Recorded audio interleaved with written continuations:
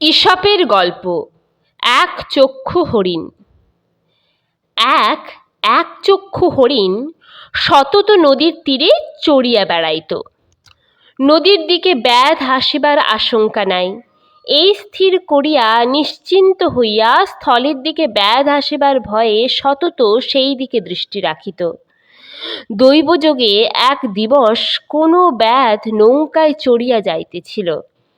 সে দূর হইতে ওই হরিণকে চড়িতে দেখিয়া উহাকে লক্ষ্য করিয়া স্বর নিক্ষেপ করিল। হরিণ মনে মনে এই ভাবিয়া প্রাণত্যাগ করিল, আমি যেদিকে বিপদের আশঙ্কা করিয়া সর্বদা সতর্ক থাকিতাম সেদিকের বিপদের কোনো কারণ উপস্থিত হইল না, কিন্তু যেদিকে বিপদের আশঙ্কা নাই ভাবিয়া নির্ভাবনায় ছিলাম সেই দিক হইতেই শত্রু আসিয়া আমার প্রাণ সংহার করিল।